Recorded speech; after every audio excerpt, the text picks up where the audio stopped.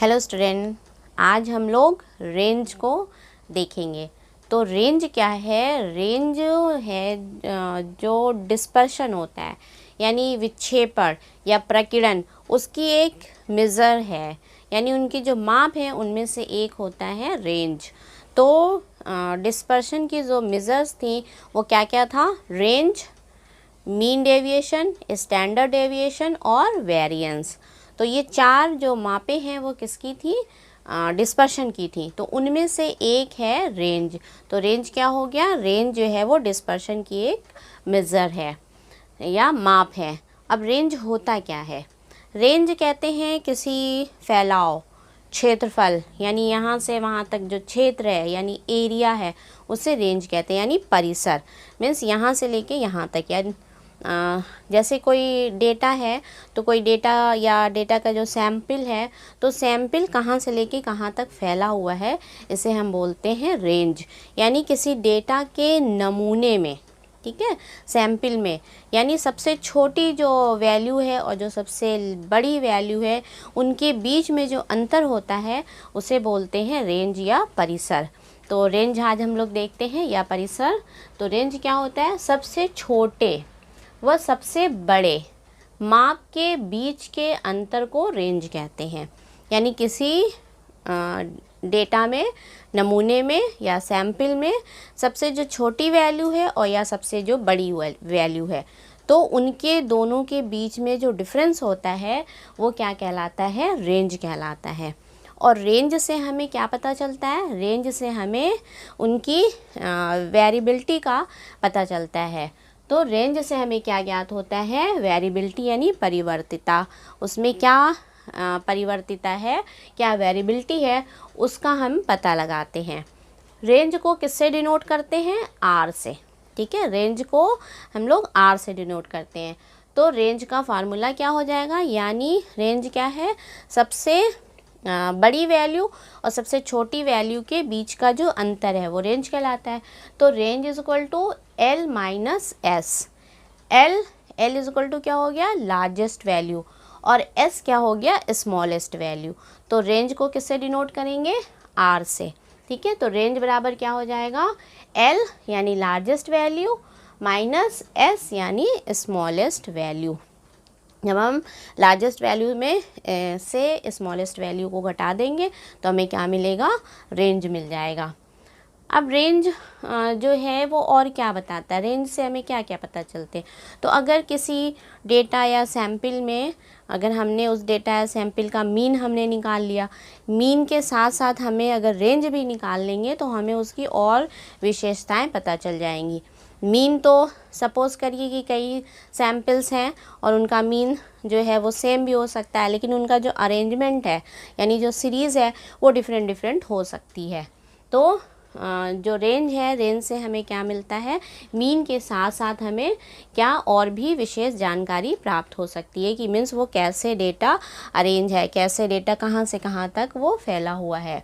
तो डेटा के normal distribution, किसी भी आंकड़ा है, कोई भी नमूना है, उनके नॉर्मल डिस्ट्रीब्यूशन में मीन के साथ साथ रेंज का ज्ञान होने पर विशेष जानकारी में सहायता मिलती है। मीन्स और उसके बारे में जानकारी लेना है डेटा या उसके क्लास के बारे में, तो हमें रेंज से पता चल जाएगा। तो रेंज क्या हो गया? Range is defined as the difference between the highest value and highest figure and lowest figure in the given sample। तो रेंज क्या हो गया? कोई भी सैंपल है, उन सैंपल में जो हाईएस्ट फिगर है और जो लोएस्ट फिगर है उनका डिफरेंस क्या होता है? रेंज कहलाता है।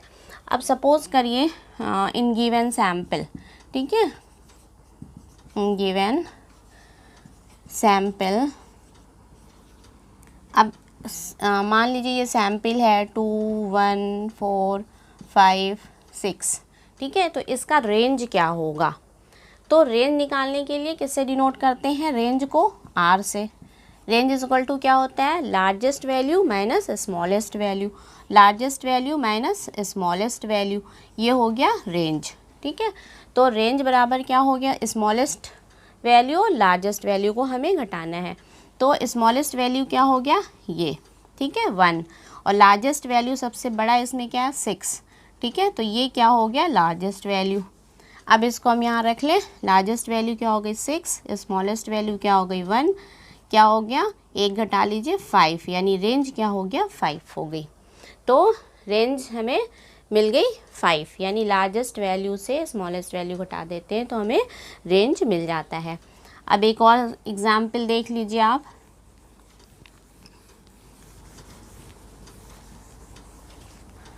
2, 4, 6, 8, 10 ये कोई डेटा है, ठीक है। तो इसका रेंज क्या होगा, R इज़ टू क्या था L माइनस S, ये रेंज है। तो R इज़ टू इसमें सबसे छोटी वैल्यू क्या है 2, यानी ये स्मॉलेस्ट वैल्यू हो गई, और सबसे बड़ी क्या है 10, तो ये लार्जेस्ट वैल्यू हो गई सबसे बड़ी। तो क्या हो गया 10 माइनस 2, 10 माइनस 2 क्या हो गया 8।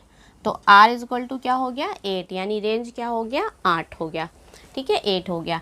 तो इस तरह से हम घटा लेते हैं, तो ये क्या निकलता है रेंज, इस तरह से इसको बोलते हैं रेंज।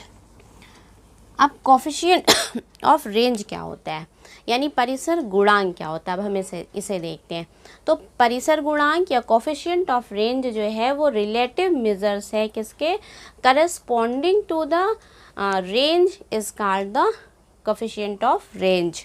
तो relative measure corresponding to range, यानी जो रेंज हम निकाल रहे हैं, यानी जो रेंज हमने निकाला L लार्जेस्ट वैल्यू में से जो हमने स्मॉलेस्ट वैल्यू घटाया, जो वैल्यू आई upon largest value plus smallest value, यानी उन जो रेंज है उनको जोड़ देंगे और डिवाइड कर देंगे हम उनके डिफरेंस में, तो हमें क्या मिल जाएगा कोफिशिएंट ऑफ रेंज मिल जाएगा। तो कोफिशिएंट ऑफ रेंज का फार्मूला क्या हो जाएगा, largest value minus smallest value upon largest value plus smallest value. तो ये क्या है कोफिशिएंट ऑफ रेंज। अब सपोज करिए कोफिशिएंट ऑफ रेंज कैसे निकालेंगे, कोई डेटा है 1, 2, 3, 4, 5, ठीक। तो इसकी कोफिशिएंट ऑफ रेंज क्या होगा, तो coefficient of range is equal to क्या होता है L minus S, L plus S। तो सबसे लार्जेस्ट L क्या है 5, ठीक, और स्मॉलेस्ट वैल्यू S क्या है 1, ये S हो गया। तो क्या हो जाएगा L minus S upon L plus S, ठीक है। ये क्या है कोफिशिएंट ऑफ रेंज। तो यहाँ पे वैल्यू रख दीजिए, लार्जेस्ट वैल्यू क्या है 5 माइनस 1 अपॉन 5 प्लस 1, ठीक, 5 माइनस 1 5 प्लस 1 क्या हो जाएगा 4 अपॉन ये क्या हो जाएगा 6। अब इसको काट दीजिए, यानी क्या हो गया 2 अपॉन 3। तो कोफिशिएंट ऑफ रेंज क्या हो गया 2 अपॉन 3 हो गया। तो इस तरह से हम निकालते हैं कोफिशिएंट ऑफ रेंज। अभी और एग्जाम्पल हम बताएंगे तो आपको और क्लियर हो जाएगा। अब रेंज के कुछ मेरिट भी होती हैं, कुछ डीमेरिट भी होती हैं, यानी रेंज के कुछ दोष भी हैं और कुछ गुण भी हैं। तो रेंज जो है उनकी मेरिट क्या है, यानी हम उनके गुण और दोष के बारे में देख लें। तो रेंज की जो मेरिट है, यानी उनके जो गुण हैं वो क्या क्या है, रेंज की जो गणना है वो बहुत सिंपल है। रेंज निकालना क्या बहुत इजी है। अभी कोई भी डेटा है आपको, उसमें डेटा में देखा कि सबसे स्मॉलेस्ट फिगर क्या और सबसे लार्जेस्ट फिगर क्या है, और लार्ज में से स्मॉल को आप फिगर को घटा लिया तो आपको क्या मिल गया रेंज मिल गया। यानी और कोई कैलकुलेशन नहीं करना पड़ा, पूरे जो क्लास है उन क्लास के जो पूरे स्टेप हैं उनको नहीं लेना पड़ा, सीरीज़ को नहीं लेना पड़ा, क्या लेना पड़ा सिर्फ उसमें हमने देखा जो सबसे स्मॉलेस्ट वैल्यू सबसे लार्जेस्ट वैल्यू बस उनको हमने घटा लिया। तो रेंज की गणना करना बहुत सिंपल है। और इनकी क्या मेरिट हैं, ये क्लास के वितरण का व्यापक चित्र प्रस्तुत करता है, यानी क्लास का वितरण, यानी क्लास कहाँ से कहाँ तक फैला है और कैसे फैला है उनको वो दिखाता है, यानी क्लास किस रेंज से कहाँ तक फैला हुआ है, कितना उसका विस्तार है उसको दिखाता है रेंज। और इनकी मेरिट क्या हो जाएगी, या उन सीमाओं को स्पष्ट कर देता है जिनके मध्य, जिनके बीच क्लास के समस्त मूल का फैलाव है। यानी कोई नमूना है तो वो उनके चित्र दिखा देता है कि किसी डेटा में जो है उनकी वैल्यू कहाँ से लेके कहाँ तक फैली है। कोई डेटा का वो रेंज बता देता है कि मीन्स ये डेटा यहाँ से लेके यहाँ तक फैला हुआ है, तो उसका चित्रण जो है वो प्रस्तुत करता है। तो ये तो थे इनके मेरिट। अब इनके कुछ डीमेरिट भी हैं, यानी इनके क्या है, कुछ दोष भी है। तो वो दोष क्या है, डीमेरिट क्या है? इनमें श्रेणी के पदों का ही महत्व दिया जाता है। तो इनका दोष क्या है, यानी कोई नमूना है, सपोज करिए 1 2 3 4 5, ठीक, तो इनमें किसको महत्व दिया गया है? जो श्रेणी के ये पद हैं। यानी इसमें हम देख रहे हैं कि इनके जो वैल्यू है, सबसे छोटी वैल्यू क्या, सबसे बड़ी जो फिगर है वो क्या है, बस उसी को देख रहे हैं और उसी से कर रहे हैं। बाकी को हम नहीं बाकी को इनको हम नहीं ले रहे हैं, सिर्फ हम क्या ले रहे हैं, सबसे स्मॉलेस्ट और सबसे लार्जेस्ट को ले रहे हैं, बाकी को हम डिनोट नहीं कर रहे हैं। तो ये क्या है, ये इनके एक दोष है। तो श्रेणी के पदों को ही महत्व दिया जाता है। यह सैंपल के हाईएस्ट वैल्यू से प्रभावित होता है। तो सैंपल के अगर हाईएस्ट वैल्यू चेंज हो जाए, ठीक है, तो ये अगर ये वैल्यू चेंज कर दें हम तो नहीं प्रभावित हो रहा है। यानी इसमें 3 है, 3 की जगह हमने क्या कर दिया, 2 1 कर दिया, यानी तो भी ये 3 हो गया, ठीक है, 2 और 1 हमने तो भी 3 हो गया।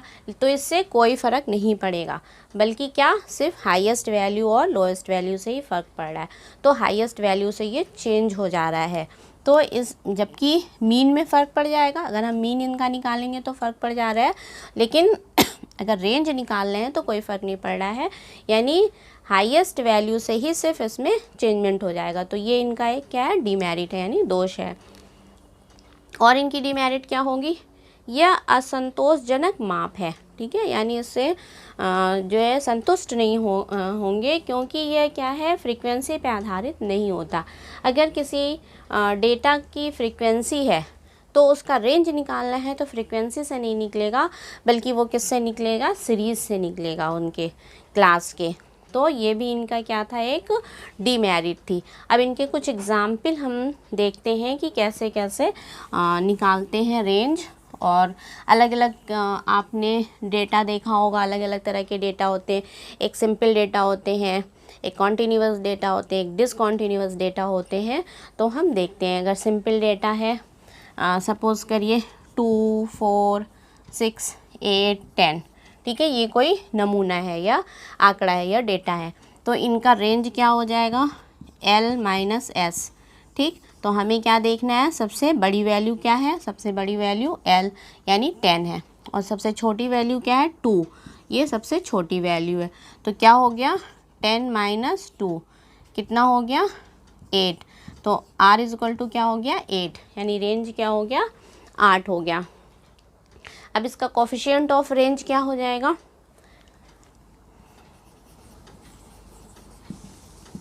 कोफिशिएंट ऑफ रेंज क्या होता है, कोफिशिएंट ऑफ रेंज = क्या होता है, L - S upon L + S, ठीक। तो क्या था, लार्जेस्ट वैल्यू 10, यानी 10 - 2 अपॉन 10 + 2 क्या हो गया, 8 अपॉन ये कितना हो गया, 12।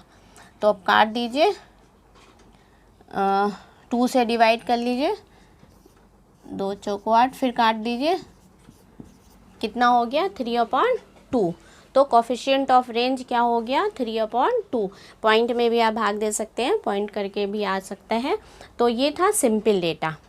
अब अगर फ्रीक्वेंसी वाला कोई डेटा, सपोज़ करिए फ्रीक्वेंसी देखिए, तो सिंपल डेटा था, अगर फ्रीक्वेंसी दी हुई है डेटा में, ठीक है, फ्रीक्वेंसी दी है, मान लीजिए कि रोहू फिश है, उनमें डिफरेंट मछलियों की जो वेट है, उनमें उसके हिसाब से, वेट के हिसाब से उनके ओवरी का जो वेट है वो डिफरेंट है।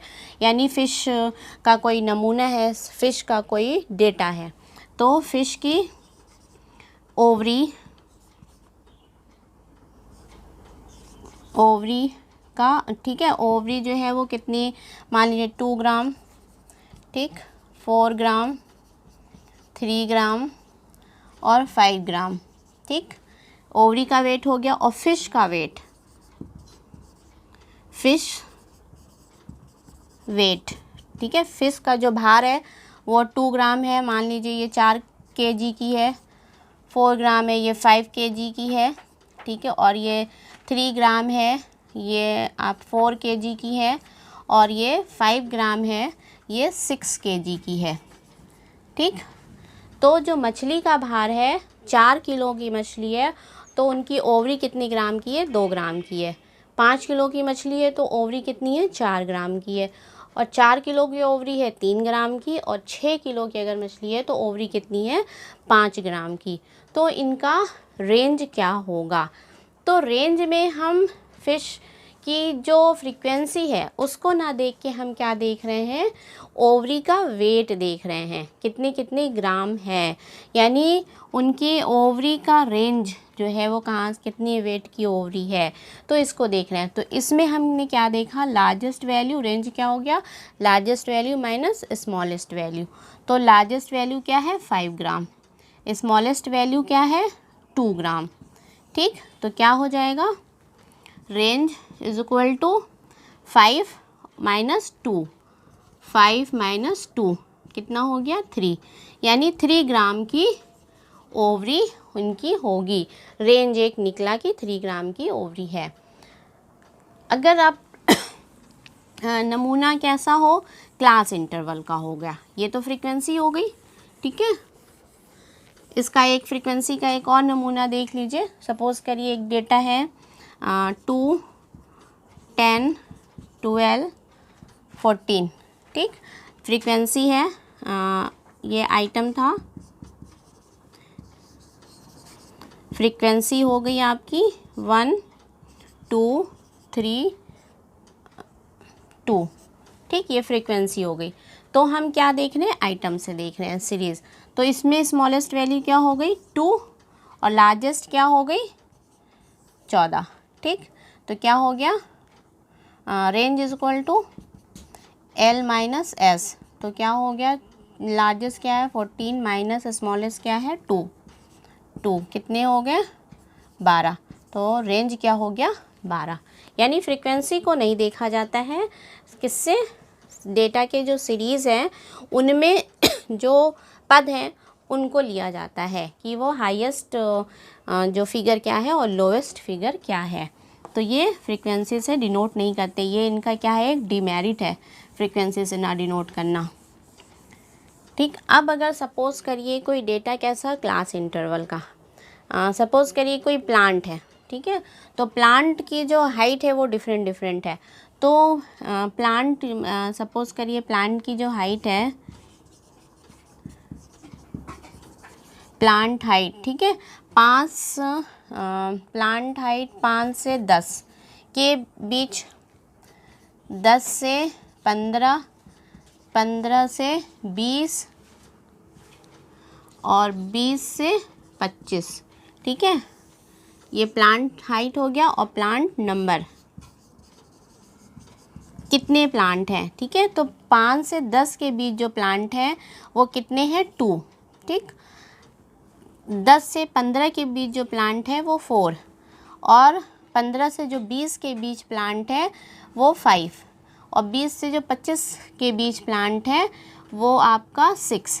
ठीक है, तो ये एक डेटा मेरा मिल गया।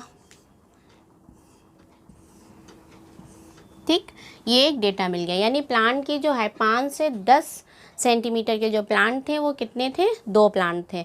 और 10 से 15 जिनकी हाइट थी सेंटीमीटर वो कितने थे? 4 प्लांट थे। 15 से 20 सेंटीमीटर जिनकी हाइट थी वो 5 प्लांट थे। और 20 से 25 सेंटीमीटर जिनकी हाइट थी वो कितने थे? 6 प्लांट थे। तो इनका हम रेंज कैसे निकालेंगे? तो रेंज निकालने के लिए हमें फ्रीक्वेंसी नहीं देखेंगे, प्लांट की हाइट देखेंगे, यानी प्लांट की हाइट की रेंज क्या है। तो प्लांट की हाइट जो है सबसे कम कितनी है और सबसे ज़्यादा कितनी है? तो सबसे छोटे जो प्लांट हैं वो 5 सेंटीमीटर। ठीक है, तो 5 सेंटीमीटर ये जो क्या हो गया, ये सबसे स्मॉलेस्ट वैल्यू s हो गई। और सबसे बड़ा हाइट वाला जो प्लांट है वो कितना हो गया, 25 सेंटीमीटर का, यानी 25 सेंटीमीटर लंबा है। तो ये क्या हो गया, l 25 हो गई, ठीक है। और 5 जो हो गई स्मॉलेस्ट वैल्यू। तो r इज इक्वल टू क्या हो गया, l कितना था 25 माइनस सबसे स्मॉलेस्ट क्या है 5, कितना हो गया, घटा दीजिए 20। तो रेंज क्या हो गया 20।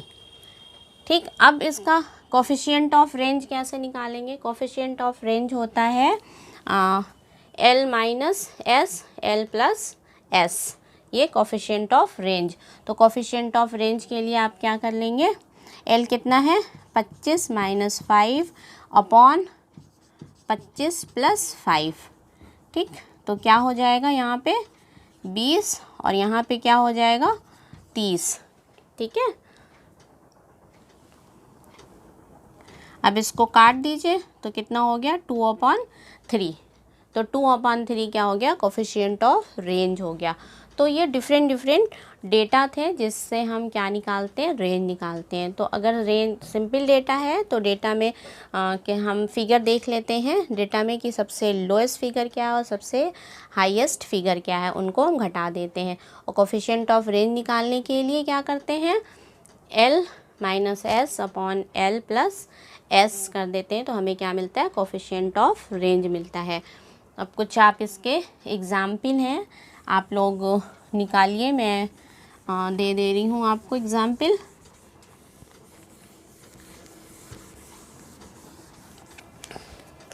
फर्स्ट एग्ज़ाम्पल है, कोई नमूना है 2 4 3 6 5, ठीक है। इनका आपको रेंज क्या होगी और कोफिशिएंट ऑफ रेंज क्या होगा,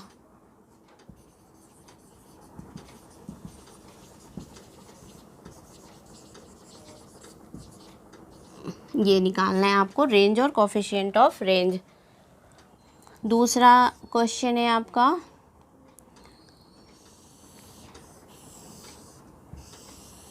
ठीक, ये x ये फ्रीक्वेंसी 2 6 3 8 2 1 2 3 1 2, ठीक है। अब तीसरा जो क्वेश्चन है आपका 0 से 5, ठीक है, डेटा ही बना लीजिए आप इसको, ये x ये f, ठीक है। 0 से 5, 5 से 10, 10 से 15, 15 से 20, ठीक। ये 2 4 6 8, ये आपको निकालना है इसमें range and coefficient of range. तो क्या इसमें आप देख लीजिए, मैं इसको बता देती हूँ। इसमें ये थोड़ा आपके लिए टिपिकल हो जाएगा। रेंज हमें निकालना होता है सिर्फ किससे, जो डेटा की स्मॉलेस्ट वैल्यू हो और जो लार्जेस्ट वैल्यू है, ठीक है। फ्रीक्वेंसी को हम नहीं देखते हैं, यानी फ्रीक्वेंसी से नहीं निकालते हैं। किससे निकालेंगे हम, इनके आइटम से निकालेंगे। इसमें क्या हो जाएगा, सबसे स्मॉलेस्ट वैल्यू इसकी क्या है, सबसे स्मॉलेस्ट वैल्यू जो है वो 0 है और सबसे लार्जेस्ट वैल्यू क्या है वो 20 है, इससे निकलेगा। तो इसमें रेंज क्या हो जाएगी, रेंज जो है इसकी रेंज देख लीजिए तो आपको क्लियर हो जाएगा। Smallest r is equal to क्या हो गया, स्मॉलेस्ट वैल्यू क्या है 0 और लार्जेस्ट वैल्यू 20, यानी 20 माइनस 0, तो कितना हो गया रेंज 20, ठीक।